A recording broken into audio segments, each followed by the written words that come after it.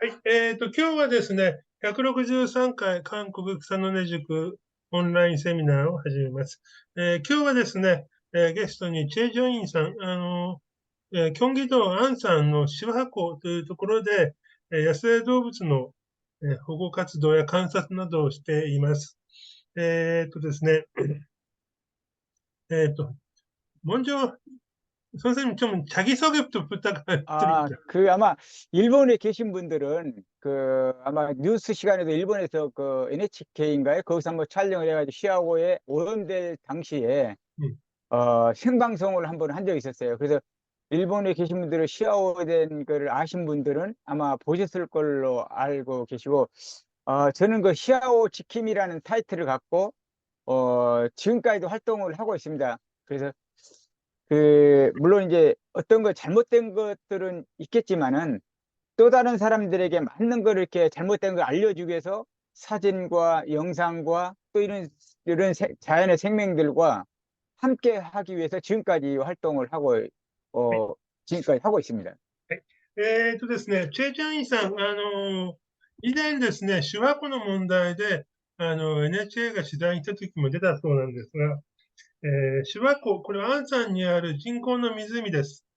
もともとは干拓しようとしたんですが、失敗に終わって、今は海水が流通がしてます。そこでですね、手話湖の守り人ということで、ずっと、野生動物、あるいは生態系の保護活動をしています。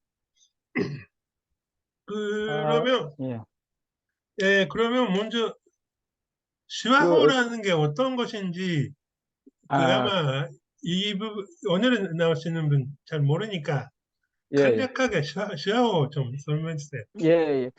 그러니까 그 80년 당시에 이제 간척 사업하는 목적에서 바다를 메꿔서 또 공업 용수와 또 신도시, 공단을 조성하는 목적에서 만들었습니다. 그러나 지금에 와서는 그 담소도 성공을 못했고 음, 바다의 모든 생명들은 어, 다 죽었고 수질 오염과 또 지역 주민들의 정신적인 피해를 많은 걸 주었잖아요.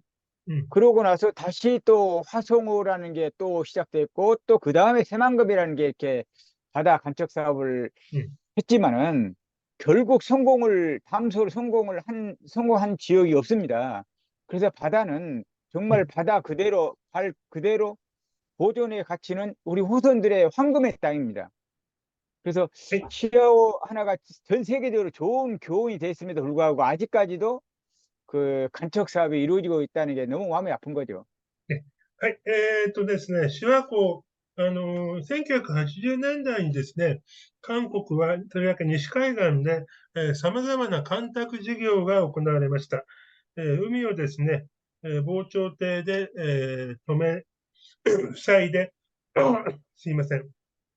その内部をですね、埋め立て、あるいは海水を、抜いて、工業団地をしたりとか、農業用地に使ったりとか、いう計画で、作られたわけです。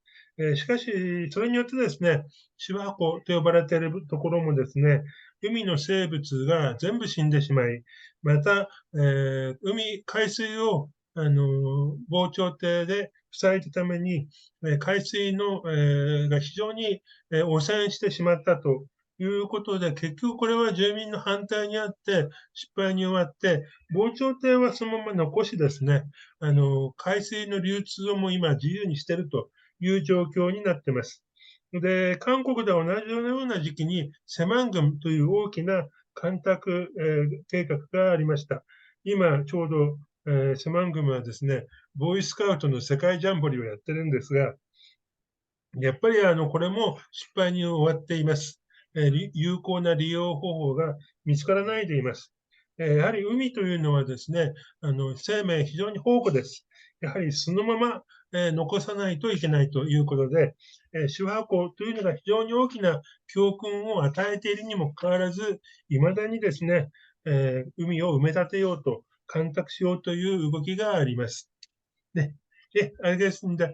예, 그러면 예. え、 그 또 한 가지 짧게 이제 설명을 드리겠습니다. 그래서 이제 え、 시아오는 담소를 성공을 못한 대신에 うん、 다시 해수를 유통을 했습니다. うん、 그래서 그냥 유통을 하지 말고 이미 유통을 하려면은 조력 발전을 한번 해보자 해가지고 그게 이제 그 전 세계 최대 용량의 이제 그 한 60만, 50만 인구가 그 전력을 공급을 할 수 있는 조력 발전을 시작을 해서 그게 하나가 이제 해수 유통의 하나의 기름길로 이제 교훈을 잡고 있는 거죠.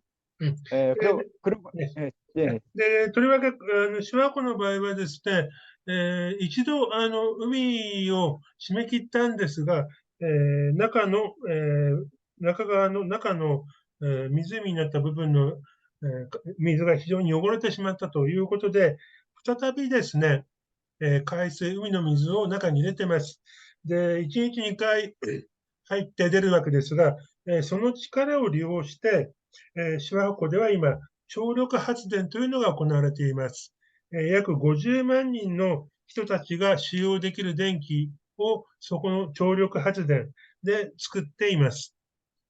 ね。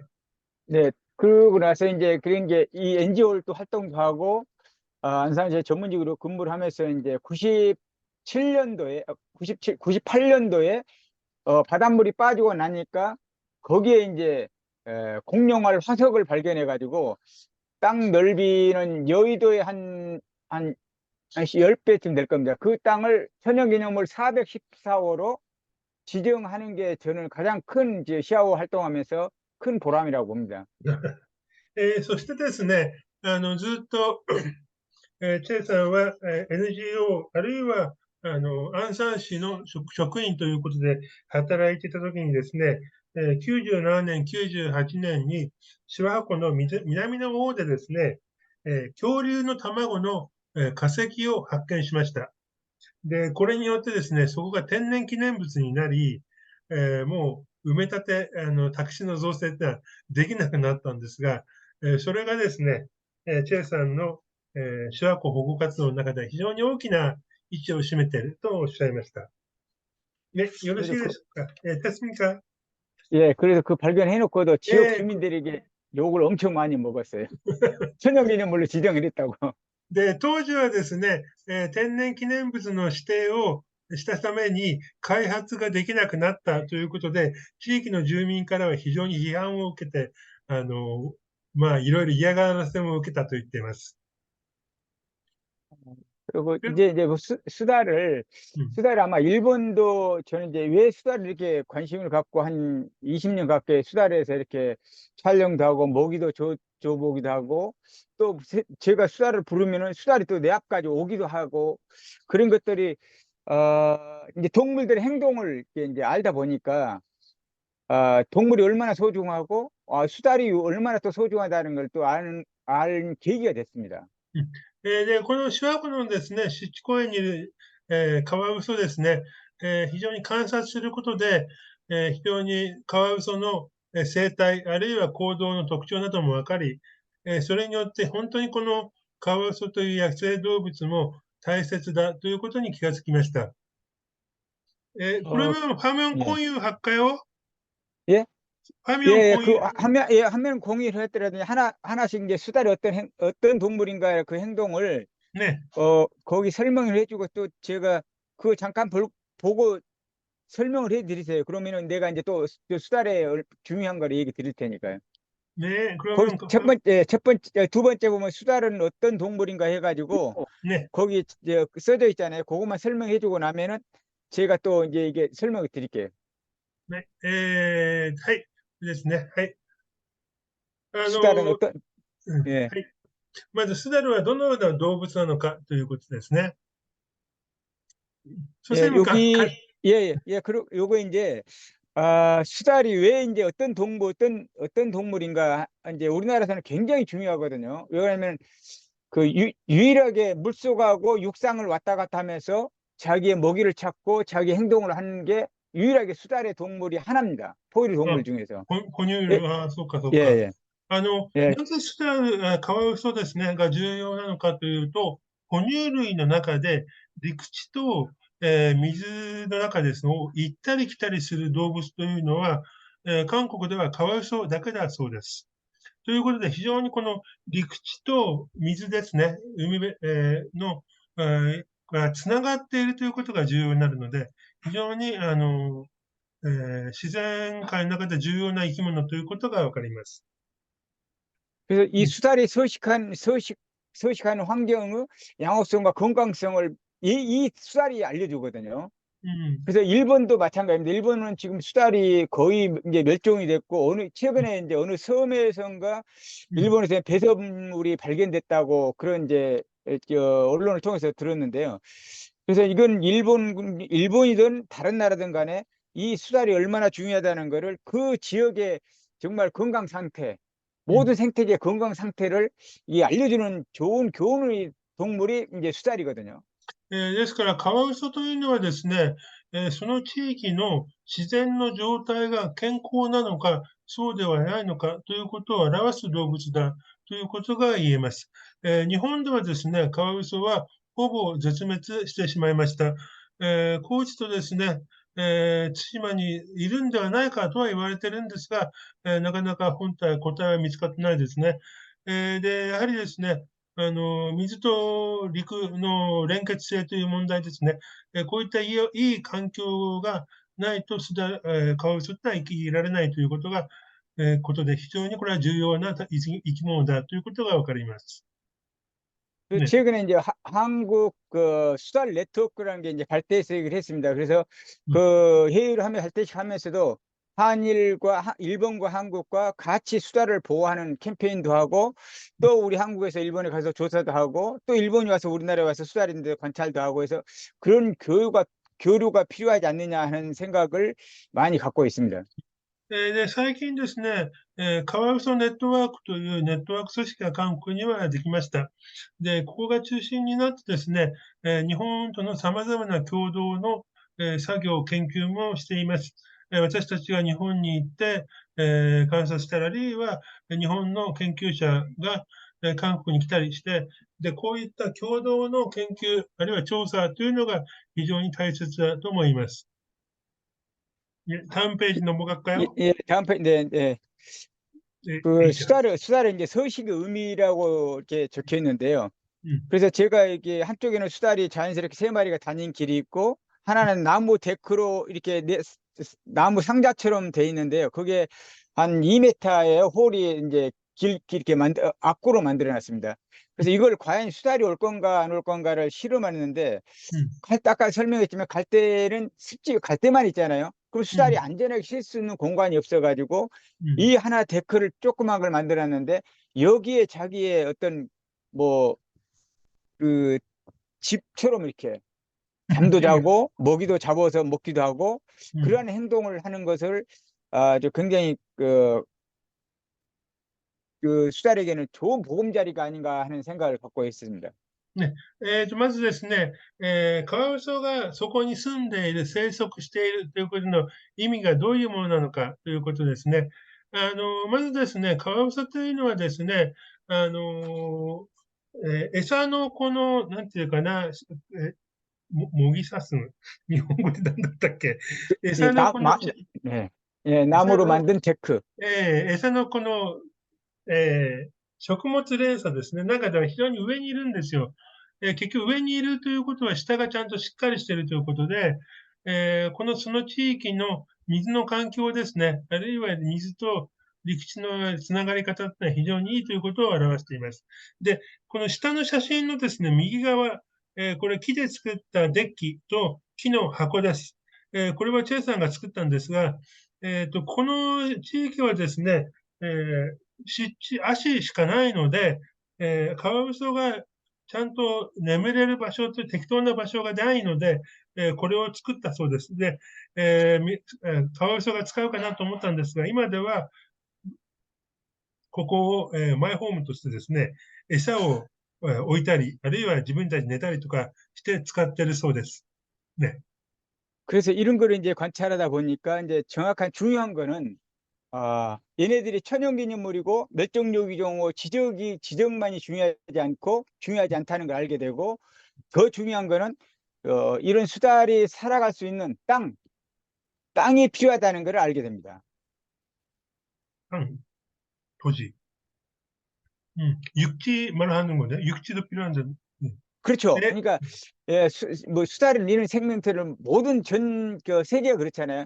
뭐 수다를 음, 천연기념물, 멸종유기용 이렇게 지정을 하지만은 음, 그 지정하는 의미보다는 음. 살아갈 수 있는 땅을 천연기념물로 지정을 하든가 보호지역을 지정하는 게 더 의미가 크다 이거죠. そうですね。で、これを観察してですね、分かったことは、カワウソを天然記念物に指定している、まあもちろんやってるんですが、それだけでは不十分であって、結局カワウソが生きることができるその地域ですね、陸地と、そして水の環境という、この全体が必要な大事なんだということが分かりました。これ全体をですね、いわば天然記念物保護区として、保護しなければいけないということです。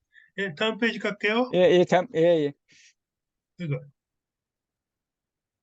자, 이게 이제 수달의 이제 식이식 숙성이라 가지고 이제 아까 잠깐 설명을 했지만은 음, 새들이 꼭 어떤 그 물고기만 먹는 게 아니고 뭐 참개도 먹고 또 새도 잡아먹기도 하고 또 황소 개구리도 잡아먹고 먹이는 정말 다양하게 먹지만은 겨울 참개만은 여름에 못 먹고 겨울에 먹는다는 거 그거 하나가 이제 알게 되고 아까 설명을 했었죠. 큰 물고기를 자기 몸무게만 한 거를 이동시킬 때에는 이 물고기의 입을 물고 간다는 거. 음. 예, 가운데로 물게 된다 그러면 이 꼬리로 치든가 머리로가 치든가 해서 수달에 상처가 날 확률이 많으니까 그래서 수달이 머리가 상당히 좋은 것 같아요. 그래서 입을 물고 가면은 뒤를 때리니까 절대 자기한테 공격성을 받지 않고 끌고 갈 수 있다 하는 걸 알게 됩니다. まず次にですね、カワウソがどういうものを食べるのかということですね。先ほどのビデオでもお話ししましたが、まず魚ですね。あとは両生類、あと鳥、昆虫、あるいはなども食べます。あとは、カニですね、なども食べます。で、この下の写真でもわかるようにですね、自分の体ぐらいの大きな魚も、捕まえて食べるわけです。で、これをどのように運ぶのかというと、ちょうどこの写真にあるように、魚の口の部分をですね、ちょうど掴んで口で、加えて、そして移動するそうです。 그래서 이런 생태를 이렇게 관찰하게 되면은, 수달이 어느 장소에서 먹이를 쉽게 찾을 수 있는 건가를 알게 됩니다. 그 うん、 장소가 어디냐면은 기수지역. 예를 들어서 이제 작은 색강에서 うん、 넓은 강이 만나는 그러한 장소가 가장 생태적으로 먹이를 빨리 조달을 하고 빨리 쉽게 찾을 수 있는 장소가 기수지역입니다. 그래서 일본도 마찬가지고 우리나라도 한국도 마찬가지고 이 기수지역은 절대적 보호가 필요할 것이라는 걸 알게 됩니다. うん。で、このようにですね、カワウソの、餌ですね、捕まえる活動の状況を観察して、分かったことはですね、結局川の水、淡水ですね、と海の水、えが、合わさったところ、汽水域というんですが、そこでですね、カワウソは、餌を捕まえる作業をすると。この汽水域の保護というのが非常に重要だということが分かりました。ね。 그리고 이게 이제 이 수달은 또 이제 넓은 공간을 선택을 한 게 아니고 아주 작은 공간의 하나를 자기의 어떤 보금자리를 생각하거든요. うん、 사람은 많은 걸 욕심을 부리지만은 이러한 동물들이나 철새들은 자기 안전한 장소, 넓은 장소가 아니고 가장 안전한 장소는 크지 않다 이거죠. うん、 그래서 우리는 이런 장소를 절대적 보호가 필요할 것이다. うん。で、あともう一つ注意したいことがですね、広い場所というのが必要なんではなくて、自分たちの安全が確保できる、非常に限定された場所というのを好むそうです。ですので、そういった限定された場所というのを保護するということが非常に重要だということがわかります。ね。다음 아, 페이지, 예, 네, 네, 예. 알겠습니다. 이제 이, 수달의 분포 및 세력권 위험 요인 같은 걸 적어놨는데요. 이제 음, 수달들이 하루에 이제 이동하는, 그러니까 음, 이동을 하려고 그런 게 아니고 먹고 나면은, 음, 수달은 그런 체력을 관리하는 그런 에너지가 많이 소모돼야 되거든요. 왜 그러냐면은 수달은 이제 겨울을 나기든가 추위를 이겨내기 위해서 털에 의존한 게 아니고 지방을 유지하거든요. 지방. 기름 음, 성분이 두텁다 이거죠. 그러니까 음, 그게 만약에 체력을 관리를 안 한다 그러면 그런 지방은 어떻게 돼 있어요? 단단히 굳어버리거든요. 그래서 하루 이동 거리가 여기도 보면 보통 10km, 뭐 여기서 조사하면 한 17km까지 이동을 합니다. 그래서 그런 영역을 이동 통로라도 보호를 할 필요가 있다. 그래서 이제 이런 것들을 이제 적어 놓은 거거든요. 음. 그래서 그건 이제 설명해 주시면 될 것 같아요.ね、理解しよう。次にですね、じゃあ、スザル、カワウソがどのように分布しているのか、あるいは勢力、その範囲ですね、などについて、説明します。食べた後にですね、非常によく動きます。というのはですね、たくさん食べて、脂肪分ですね、をちゃんと厚くしていかないと、その冬の寒さに耐えられない。ただ、動かないとですね、それが固まってしまうので、非常に運動をするということがわかります。だいたい平均でですね、1日に10キロ、場合によってはもう十数キロ、渡って移動をするということが調査の結果は分かっています。ですので、カワウソのこういった移動するエリアですね、も含めて、保護を考えないといけないということが分かります。네.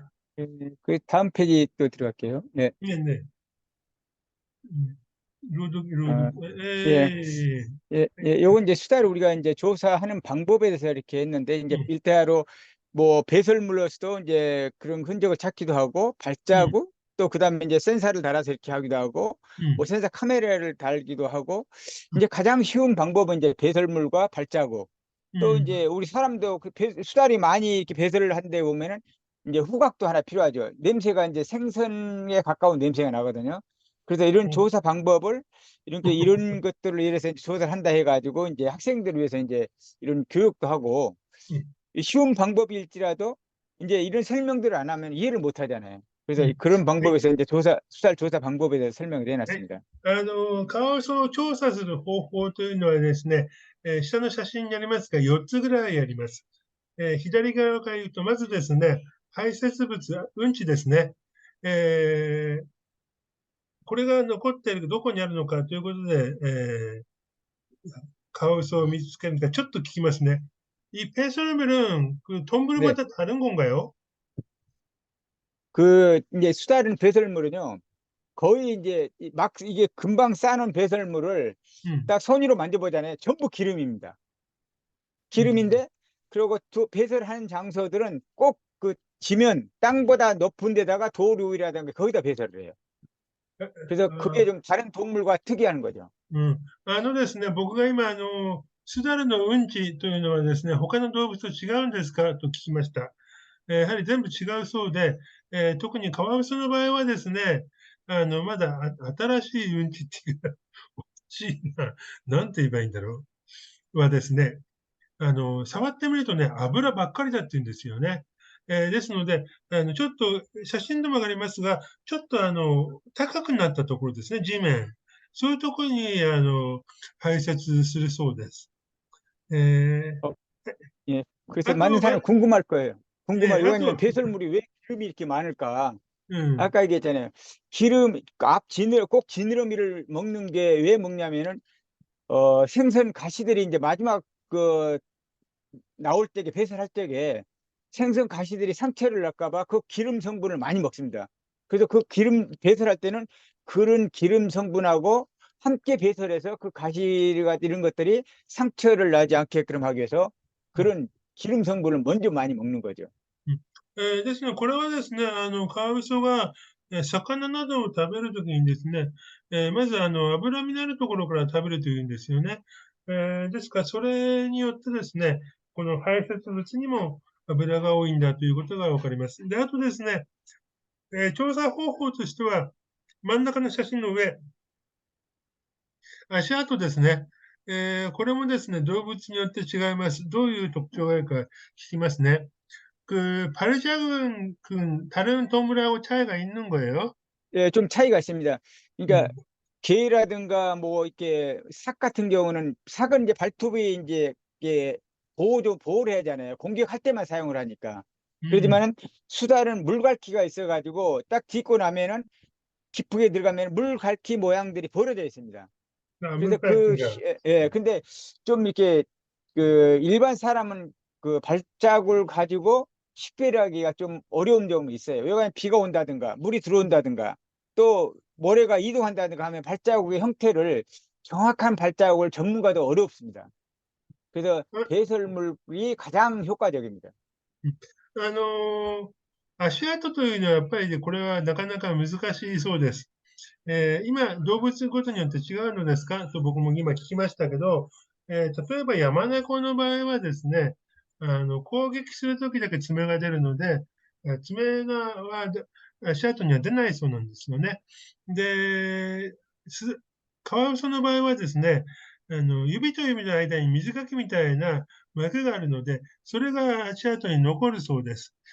ただ、この足跡はですね、水によって崩れたりとか、砂なのでそういったのが崩れたりして、なかなかこれだけで判断するというのは難しいそうです。나머지는 예, 발신기는 예, 가능해요? 예? 무선 번식, 센, 무선 예, 센서는 잠깐만요. 그 수달이 인공 둥지의 은신처 조례 사례인데 그거는 뭐 이제 그 사례는 이제 처음 우리 여기서 해봤는데요. 그 하고 나니까는 그런 것들이 이제 수달이 이제 그 저 인공 둥지에 찾아온다는 거. 이 사람들이 이제 찾아올 건가 안 올 건가를 하는데 간섭만 하지 않으면은 인공 둥지라도 찾아온다는 걸 알게 됩니다. 인공 통기가 뭐예요? 인공 둥지가 사람이 만든 둥지. 수달에 아, 사람이 만든 수달의 둥지를 음. 만들어 놔도 들어온다는 걸 알게 돼. 그 밑에 보면 수달의 인공 둥지 사진 있죠? 네네네. 그게, 그게 이제 사람이 만들었는데 이렇게 활용을 하고 있다는 것을 설명을 드리면 돼요. あとですね、このカワウソ、人間が作ったですね、そういった住処、家ですね、それもやっぱりなんか利用するそうです。動物によってはそういうの利用しない動物もあるんですが、そこは動物使うそうです。で、あと調査方法としては、センサーとかあるいは、カメラですね、そういうのも使って、調査をします。다음 페이지 넘어갈까요? 네네, 예. 네. 보겠습니다. 네, 네. 지금 다음 페이지가 지금 수달의 음, 번식 및 안산 갈대입시 그죠? 네. 예. 그 여기 이제 제가 이제 한 7년 동안 이렇게 안산 갈대cep시에서 이런 사례를 한번 이제 조사를 해서 발표를 한 적이 있는데 음, 그래서 이게 이 모든 사람들이 수달이 1년을 어미가 키우면은 이소를 한다. 이제 음, 그런 얘기가 있는데 여기 시아웃에 이렇게 조사를 해보니까 아, 그 1년 올해 태어난 과 작년에 태어난 것들과 함께 작년에 태어난 거 2년은 어미 곁을 떠나지 않고 함께 행동을 한다는 걸 알게 됩니다. 그리고 음, 여기에서 시아오에서 이렇게 상류에서 새끼들 나는 거는 지금까지도 지금 한 15년 동안 한 마리가 세 마리의 새끼를 어, 낳게 되고 또 이듬해도 세 마리 나면은 또 같이 함께 2년 동안 이렇게 어린 새끼들과 어미와 함께 행동한다는 걸 알게 됩니다. ですね、선생님 언제부터, 맨 처음에 수다를 확인한 게 언제였죠? 이게 이제 실화에서. 90년도에 시아오 상류에서 이렇게 시아오 방조제 맞기 전에 90년도에 시아오 상류에서 한번 발견됐어요. 음, 그러다가 시아오가 오염되고 나서 다 사라지고 해서 2007년서부터 다시 두 마리가 발견됐습니다. 이거네. 예, 알겠습니다. ですね、手話湖、アンサーのカルテ湿地公園ですね。これは手話湖の一番奥にあるんですが、ですね、まずですね、90年頃に防潮堤閉じる前ですね、それに、諏訪湖に流れる川で、上流で、カワウソを確認したことがありますが、その後ですね、水が汚れてしまって水質が悪化して、全く確認することができませんでした。で、その後ですね、防潮堤が閉じられて、で、水質が悪化して、で、また海水が流通し始めてから、2007年にようやく2匹の確認ができたわけです。で、今までずっと観察をしているんですが、結局、一番大きな分かったことはですね、平均で、2匹産むそうなんですが、1年間じゃなくて2年間ですね、親と一緒に暮らしていると。ですので、場合によってはですね、去年産んだ子供、そして今年産んだ子供、などと一緒にですね、親、オス、メス、一緒に暮らすということが分かりました。 예, 네, 뭐 여기는 대충 설명하고 그 밑으로 내가 다음 페이지로 또 넘어가야 돼. 네, 네. 어, うち、예, 뭐, 수달의 인공 둥지 및 은신처 조성 사례가 있는데 그래서 네, 네, 네. 이게 수달만 이렇게 살려고 둥지를 이렇게 이 목적은 이제 수달의 둥지를 만들었는데 음. 여기에 쪽제비, 삭도 들어오고 너구리도 들어오고 그게 이제 굉장히 재밌는 거를 그 이제 알게 되죠. 그래서 이거 뭐 너구리 들어와가지고 왜 삭이 네가 들어와? 너구리가 들어와? 그렇게 할 게 아니고 만약에 먼저 자리를 잡은 동물들이 주인이 되더라 하는 걸 알게 되죠. うん。この公園はですね、非常に、広い公園です。선생님, 시와 카르테스키가 면적 어느 정도 였죠? 면적이 거기가 이제 저 화성하고 합쳐가지고 평수로 34만 평쯤 됩니다. 30 34만 평. 万票。結構ね。この、諏訪湖の、湿地公園というのはですね、広さかなり広いです。34万坪と言います。で、ここにですね、チェ・ジョンイさんたちがですね、人工の、人間が作ったですね、住処ですね、巣を、設置をしました。もともとはですね、カワウソがここに暮らすようにと思って作ったんですが、カワウソだけではなくてですね、他のタヌキであったりとかですね、などが住むというのがよくあるそうです。あとは、山猫ですね。で、結局そういった野生動物が最初に住むと、この動物が主人になってしまうそうです。ね。 예, 그 다음 페이지 들어가면 넘어갈게요. ね、ね、写真。 예, 요건 이제 사례로 이제 う 이렇게 ん、 했더니 아, 물과 물에도 이렇게 첫 번째 둥지로 플라스틱 전부 다 재활용해서 만드는 건데 여기도 수달이 밑에도 쉬기도 하고 위도 쉬기도 하고 또 이거는 이제 갈대치 나가는 토구거든요. 한 토구관이 한 1.2m의 높이거든요. 음. 거기에다가 이렇게 데크를 만들어서 집을 지어놨는데 여기 와서도 새끼를 낳고 이렇게 살아간다는 거. 그래서 많은 걸 동물들은 많은 욕심이 없다. 작은 공간이라도 누가 간섭하지 않으면 좋은 보금자리를 사용한다는 걸 알게 되죠.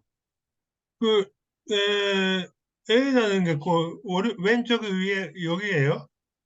예, 왼쪽에 새카만 거 있죠? 위에, 맨 밑에, 위에. 위에, 예, 예. 위는 데크고 밑에는 물이잖아요. 그 습지의 물. 네네, 네네. 예, 거기다 물 가운데다 이렇게 만드는 거죠. 네. 예, 그 어디서, 밑에 네, 갈대 습지 아니죠, 전부 다. 네. 어디서 새끼 났다고요? 여기 오른쪽에 토구 있죠? 그 두 네. 번째 겨울이라고 써져 있죠? 사진에. 네네. 아, 거기에. 여기에서 새끼 났어요. 지금, 네. 계속 지금 6년째 거기서 새끼 나요. で、これがですね、今、アンさんの湿地、公園ですね、にある人工の、巣ですね。右の、이거アパート죠。 예. 右 지- の下の写真を見ると、ここに高層のアパートがバックに写ってるのがわかりますが、こういうところにある公園なんですよね。で、この右の上の写真、これより撮った写真なんですが、ここではですね、もう5、6年にわたって、ここで子供を産むそうです。ですね、こういった、人が作った人工的な、住処でもですね、カワウソっていうのは十分に、生息できるということがわかります。ですから、こういった施設がですね、カワウソの保護に非常に役に立つんじゃないかということです。 그래서 마지막 이제 다음 페이지인데요. 네네. 그래서 이런 걸 조사를 계속 이제 하다 보니까 필요성이 뭔가가 답이 나오던 게 이제 지역에 있는 NGO라든가 지역에 있는 관심 있는 생태를 관심 있는 자들이 함께 모니터링에 관심이 필요하다는 걸 알게 되고 음, 그래서 이런 것들이 이제 다른 전문가가 왔을 때에 공유하는 음, 서로 공동으로 관리하는 체계가 필요하다. 음, 그래야 이게 모든 이런 것들이 전문가들이나 그 지역의 전문가들, 지역의 시민들이 함께 해서 어떤 제안을 제시한다 그러면은 어떤 전문가보다 좋은 결과가 나올 것이다. 그리고 생태를 보호하는 측면에서라도 좋은 결과의 답이 아닐까 생각이 듭니다. うん。このようにですね、もう、チェ・ジョインさん、2007年からもう15年、十数年ですね、カワウソの調査をしているわけですが、それで分かったことというのは、やはりですね、地域に根ざした、NG 市民団体とか市民科学者とかですね、やっぱり、そういう人たちと一緒にですね、専門家が、調査をしなければならないということですね。で、そしてもう一つ重要なことは、その共同の調査で得たデータというものをですね、やはり共通の財産として、ちゃんと活用する、管理するということも重要だということです。이제 질문이 더 재밌을 것 같아요. 이게 여러분들의 질문이 う 재밌을 ん。것 같으니까 궁금하신 거를 이제 ねえね 질문을 주시면은 え、저도 ね 이제 え、아는 あり 범위 がとう。내에서 설명을 うん。드리겠습니다. はい、ですね、カワウソ、あの、日本にはですね、일본에 동물원에 많이 좀 수달이 있는데, 네. 그 수달하고 한국에 있는 수달은 종류가 다르죠. 예, 어, 틀립니다. 예. 네. 유라시아하고 또 뭐죠? 예, 예, 예, 예, 틀립니다. うん。日本にはですね、結構動物園とか水族館にカワウソだと言って置いてあるんで、飾ってあるんですが、かけてありますが、それはね、夏目、何カワウソだっけな、種類が違うんですよね。韓国のはユーラシアカワウソと言って、もっと大型です。大きいです。ですので、日本にね、ユーラシアの、カワウソが3箇所ぐらいではいるのかな。일본에 유라시아 수달이 어디 있는지 아세요? 일본은 잘 모르겠습니다. 일본은 잘 동물원에 모르겠고요. 몇 군데 있어요. 예, 동물원에 있다는 걸 얘기 몇 들었어요. 군데 있는. 네. 네. 그리고 네. 음, 최근에 대마도에서 사기에 이제 한국의 이제 유전자가 똑같다는 얘기가 있었고, 음. 거기에 대해 수달이 있다는 걸 한번 얘기를 들었거든요. 네, 근데 맞아요. 그것도 이제, 예, 그래서 그것도 한번 같이 함께 이렇게 조사도 한번 해볼 필요가 있을 것 같아요. うん。今ですね、対馬ですね、日本九州と、朝鮮半島の間にあるね、対馬で、対馬ヤマネコがありますね。これは本当に韓国のヤマネコと似ているんじゃないかという話もありますし、また対馬でですね、カワウソが発見されています。で、これはですね、韓国から漁船に混じって入ったんではないかという説と、いや、もともといたんではないかという説と両方があって、それはですね、まだ決着がついていません。で、対馬に関してもですね、やはり日本と韓国で、共同で研究する必要があるだろうということです。はい。ということで、一応、話はこのぐらいで、これから質問にしたいと思いますが、그러면 좀 화면 공유 끝날게요. 네, 예. 네, 画面の共有はこれでおしまいにして、はい、ということですね。はい。근데 질문을 많이 하실 것 같은데, 일본의 수달이 사라졌기 때문에, はい、そうです。問題はですね、なぜ日本ではカワウソが絶滅したのか、なぜ韓国では残っているのか、ここですね。これをどう考えるのかということが、まず、僕らの今日のテーマだと思いますが。さあ、どうでしょうか。うん、一番大きいのは何だ。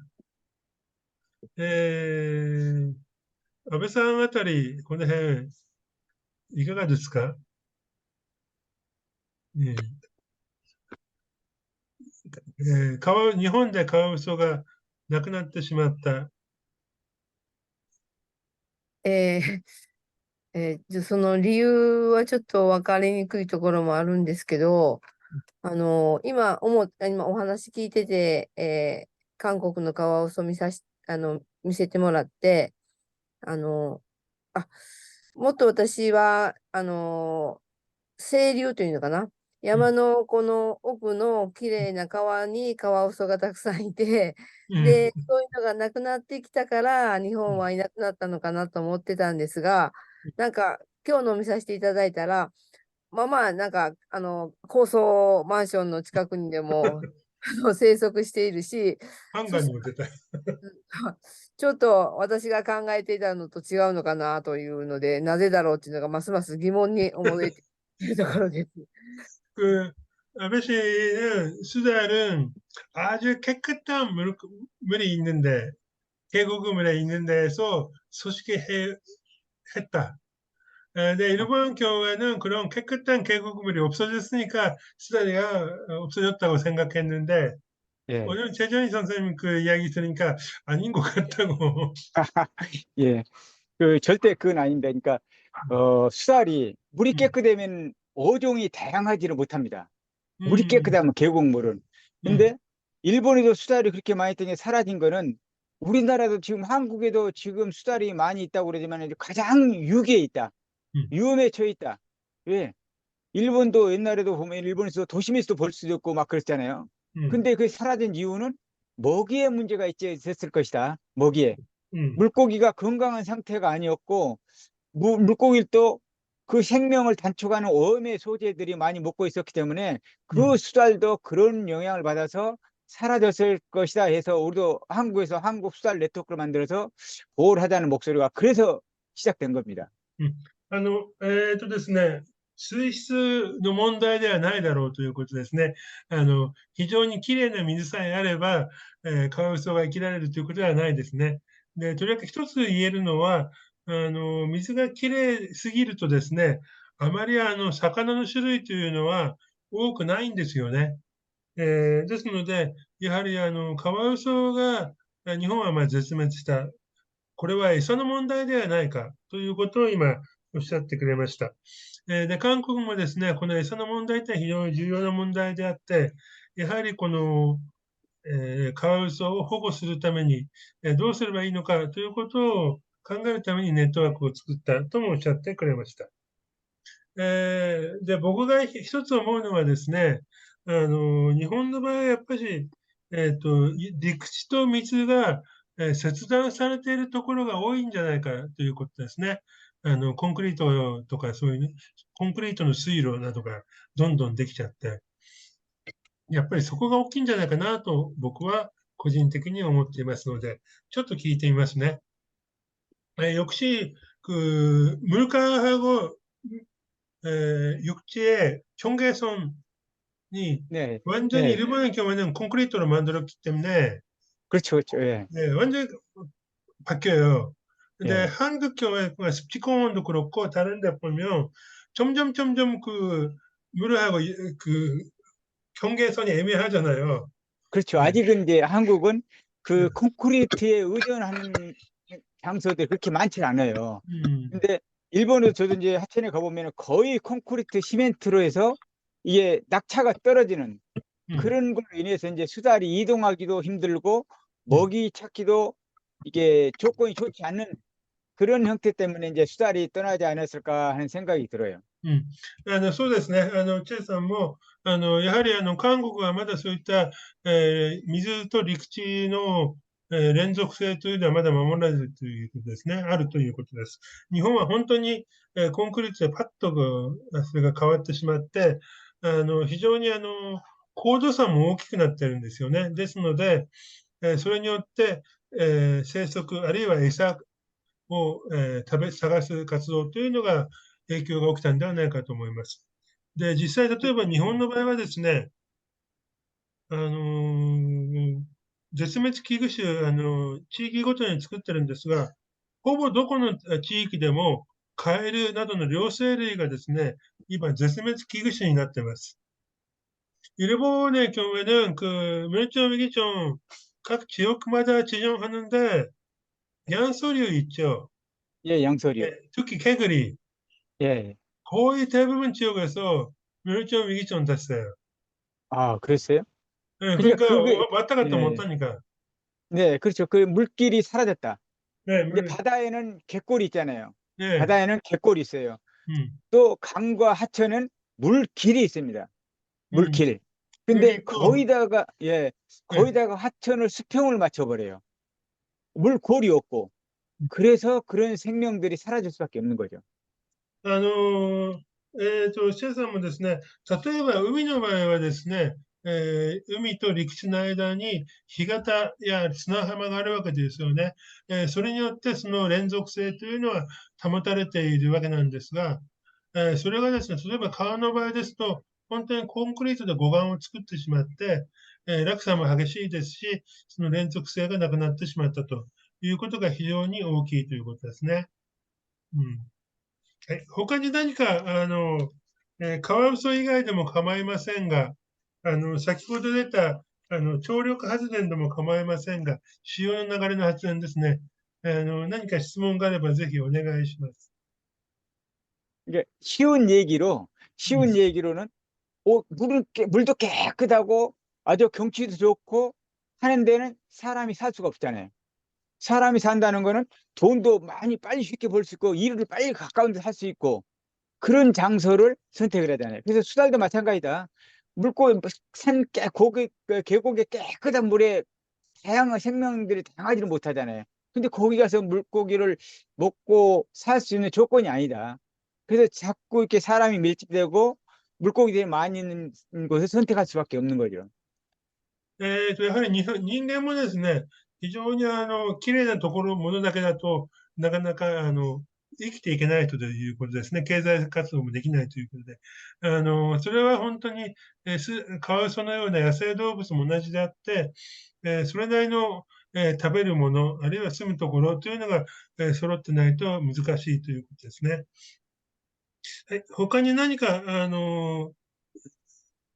どういうことでもよろしいですが、ちょっと聞いて。すいません。はい、ちょっとどうぞ。もいいですか。はい、基本的なことなんですけど、カワウソって海水なんですか、淡水なんですか。さっき湖のお話されてたら、なんか混ざってるとかっていうお話があったような気がします。 수달은 바닷물을, 민물을 둘 다 괜찮은 거예요. 예, 왔다 갔다 하는데 시아오도 바닷물이거든요. 응. 그러니까 민물하고 바닷물하고 왔다 갔다 하면서 서식할 수 있는 걸 갖고 있고, 한 그 해달이라고 있어요. 해달. 바다에서만 사는.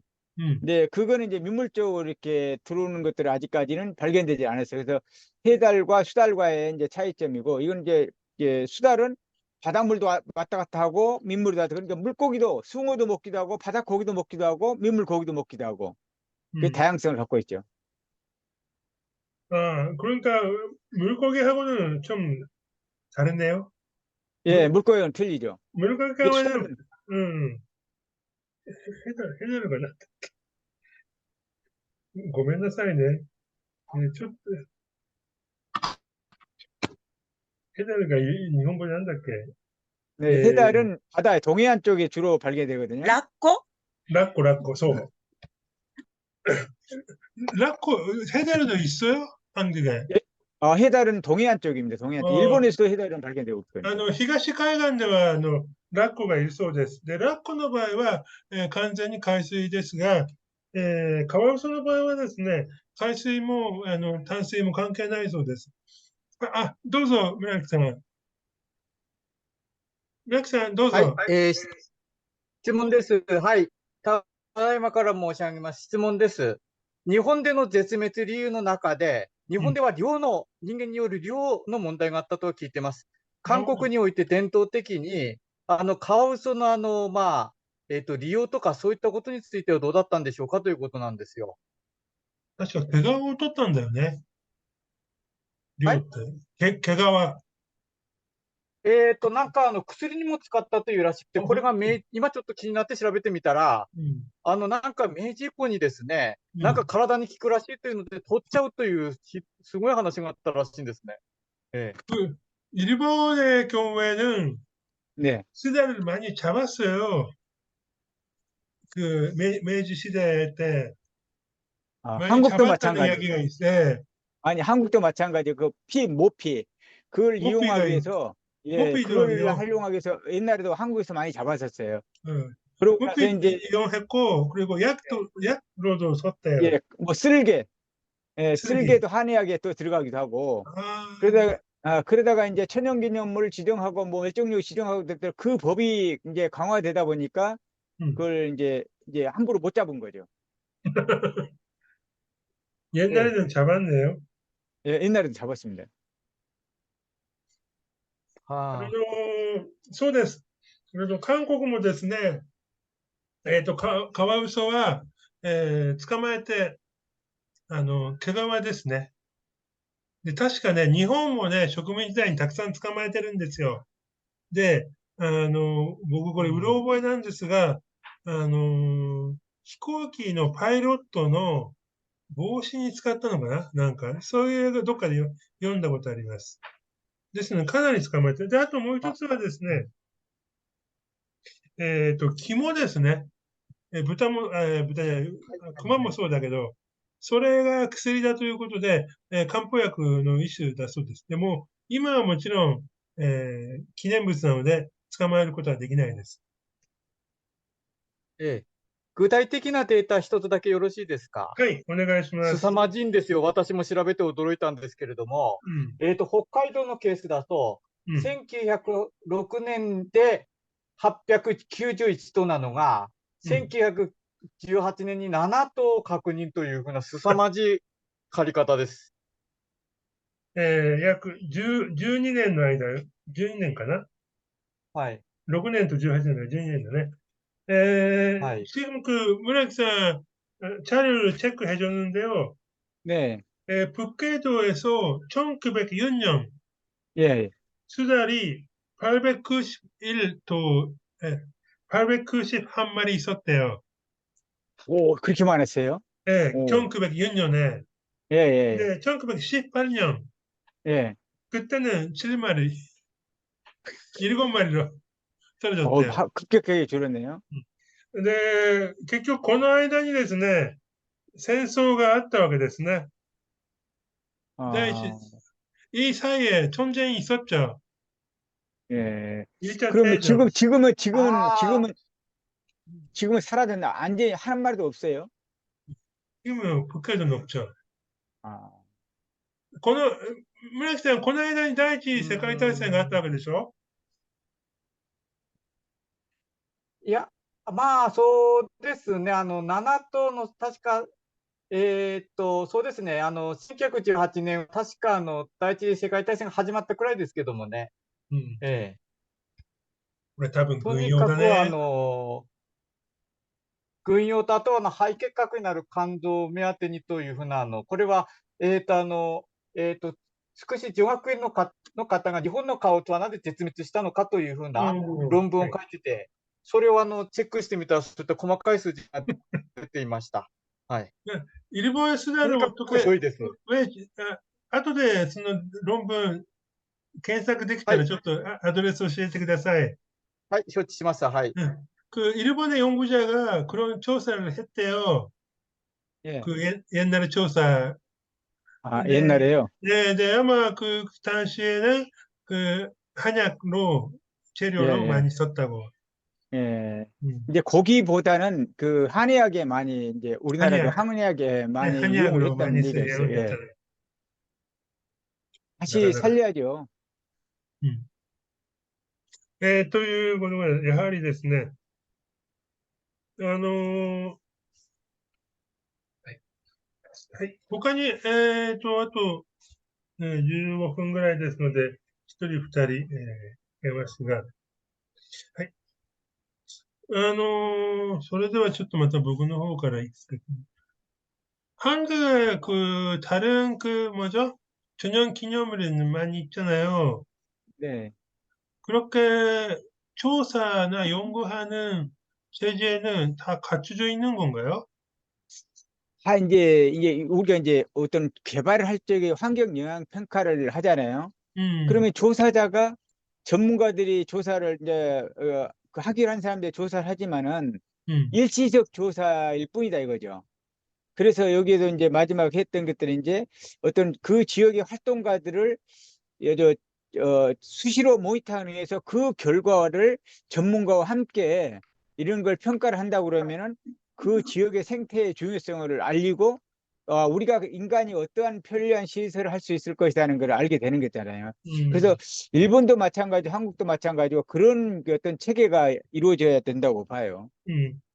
あの今僕がですね、韓国では、カワウソ以外の動物、重要、保護種になっている、絶滅危惧種であったりとかですね、保護種になっている、動物に対してのこういった研究、調査の体制、先ほど言ったようなネットワークですね、こういうのがあるんですかと質問しました。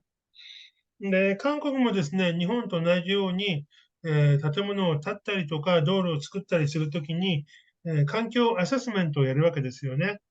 ただ、この環境アセスメントというのは本当に一過性のものであって、その時、ほんの瞬間だけになってしまうわけです。ですので、やはり、地域の人たちが、自らですね、継続して調査をして、どのように変化をするのかというのを、確認しないといけないということを今言ってくれました。で、渡り鳥の場合はですね、日本と韓国ではかなり一緒に共同して、調査をするという体制が、取れています。하지만 철새 경우에는 한국이나 일본, 어떤 러시아나 대만나 홍콩나 여러 나라하고 함께 조사하는 그런 체제가 돼 있죠, 언제나. 네, 돼 있지만은 그 어떤 평가를 하는 사람들하고 그 인트로가 안 된다 이거죠. 커넥션이 안 된다 이거죠. 그래서 그 조사자에만 몰두해 있다. 그러니까 이렇게 해놓고 나면은 잘못된 거 지적의 목소리가 너무 많다 이거죠. 그래서 그런 것들을 체계가 좀 바꿔져야지만은 인간과 자연과 어떤 함께 공생할 수 있는 좋은 길이 아닐까 생각이 들어요. 今ですね、渡り鳥の場合はですね、本当にシベリアから始まって、ロシア、中国、北韓国、日本、台湾、香港、ベトナム、マレーシア、オーストラリア、ニュージーランドまでですね、そういうフライウェイという渡り鳥の道があります。で、そこではですね、各市民団体、環境団体が一緒に調査をしたりするんですが、ある程度はできてるんですが、やはりそれだけでは不十分だということですね。で、선생님, 다음 주 네. 필리핀 예, 뭘 조사를 가는 거예요? 거기 필리핀 저쪽 그 남쪽 지방 무슨 섬인데요. 네. 그게 한 10일 동안 조사 가고 있어요. 그래서 거기도 이제 섬이니까 이제 어떤 종들이 살고 있나 해가지고 그 조사를 가거든요. 그래서 아마 그 조사해서 이제 그 나라의 이제 생태에 대한 변화된 것들도 아마 책으로 해서 이렇게 할 것 같아요. 생물자원관하고 같이요. 생물자원관이라고 하면 거기 예. 저쪽에 거기 이제 생물자원관 서울대 예. 또 교수들하고 석학 박사들하고 같이 가는 거죠. 새 중심으로 조사하는 거예요?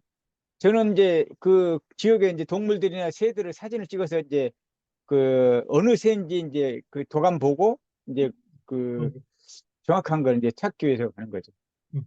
実はですね、チェ・ジュンさん、来週からですね、フィリピンに調査に行くそうです。ソル大の先生とか、いろいろな研究者と一緒にですね、フィリピンのある南の方の島に行って、動物鳥ですね、を中心に、写真撮影をし、そして、動態をする、どういう種類なのか、そういうのをチェックをするという作業をするそうです。그 뭐 질문이 이제 다 끝나셨는지 모르겠는데 그 네. 영상을 계속 이제 다음 또 좋은 기회 있으면은 그 아마 일본 사람들이 수달에 얼마나 중요한가 어떤 행동을 하는가 해가지고 좋은 영상 또 만들어서 좋은 시간을 또 마련할 수 있는 거를 또 한번 ね、 노력하겠습니다. ね、ね、あれです。で、一つだけだと僕がね、やっぱり皆さんに知ってもらいたいということはですね、韓国の場合は、鳥の観察というのがなかなか以前はできなかったんですよ。軍事政権の下ではですね、双眼鏡を持ってると北のスパイだという疑われると。海には、鉄条網があって入れないという、そういう時代がありました。ちょっと聞いてみますね。옛날에는 새 관찰도 제대로 못했죠. 그렇죠. 그 군사총권 때는, 공사한 데는 못 들어갔죠. 이제 바닷가도 못 90년도에는 들어가고, 전혀 못 들어갔죠. 90년도, 95년도까지도 못 들어갔어요. 그러니까 그, 거기는 그때는 아주 공사하는 사람들이 최고의 어떤 권력자처럼 이렇게 해가지고 들어갈 수가 없었어요. 그러니까 어떤 새가 있고 뭐가 있는지를 모르고 해서 저는 이제 어떤 사람이 다니는 길을 다닌 것보다 이제 시야오 외곽으로 돌아다녀서 그 몇 년 동안 이렇게 했는데 그래서 시야오도 담소를 포기하는 좋은 계기가 그 모니터링이 하나가 일조를 했다. 그러니까 이상한 새가 있으면은 언론 프레스에서 막 공개도 하고, 새가 죽어 있으면은 이게 새가 죽어 있어서 이거 문제가 있다 해가지고 그런 게 언론의 이제 플레이 역할을 했던 것들이 그 직접 현장에 있는 거를 생생하게 밝히는 그런 활동을 해서 이제 담소도 포기가 되지 않았는가 생각이 들어요. 95년까지 바닷가에는 절사만 있었던 건가요? 그렇죠. 95년도만 해도 그때는 이제 94년대 물막이 공사가 끝났거든요, 시야오에. 끝나고 난 뒤에 한 97년까지는 이제 물이 완전히 안 들었는데 가 쪽에는 대부도 쪽에는 새들이 많이 왔어요. 이제 완전히 이제 그 담소를 이제 94년 물막이 공사 끝나고 한 4년 전서부터는 이제 완전히 썩기 시작한 거죠, 전부. 이게 많은 사람들이 시야오는 공단 폐수, 생활 폐수 이런 걸로 인해서 시야오가 썩었다고 이제 맞는 목소리를 했지만 저는 아니었다고 그랬어요. 왜냐하면 방조제 맞기 전에도 생활 폐수가 나갔었고 공단 폐수가 나갔었거든요. 근데 맞고 나서는 갑자기 급격하게 이제 문제가 된 거는 이게 유통이 안 됐잖아요. 그러니까 공단 폐수도 들어왔고 그 다음에 그 시야오 안에 어패류, 바지락이라든가 맛이라든가 이런 것들, 뭐 물고기 얘네들이 수십만 톤이 한 번에 떼죽음 당했던 그러한 부유 물질들에 인해서 더 시야오는 갑자기 더 오염이 심각했다. で、あとですね、シワ湖のことについては、ちょっと最後にもう一つ付け加えます。もともとはですね、湾だったわけですよね。で、そこには工場の排水、あるいは生活の排水というのが、実は、湾の時も流れて込んでいました。ただ、その時はですね、海による浄化作用で、その海水が汚れるということは、ほぼなかったんですが、結局そこに防潮堤、湾を締め切って防潮堤を作ったために、あっという間にですね、海水が、流通がなくなって、なんていうかな、水質が悪化したということですね。で、こういうこともですね、以前、まだ韓国のそういった民主化がなかなか進展しなかった時代というのは、これをですね、告発するということもなかなか大変な時代があったということをずっと、頭の中に、覚えていていただければと思います。僕もですね、86年ぐらいに初めて韓国来たんですが、その時はまだですね、ソウル市内で、普通に写真を撮るということは、ちょっとまだできなかった時代でした。橋とかね、駅なんかは写真撮っちゃいけないという時代だったんですよね。ですから、鳥などを撮るとはもっとできなかった時代が昔はありました。네, 이 정도로 오늘을 마치도록 하겠습니다. 최준희 씨, 마지막 한마디 좀 부탁드립니다. 그래서 그 바다의 소중함은 음, 조상 대대로 이어받은 황금의 땅과도 바꿀 수 없다.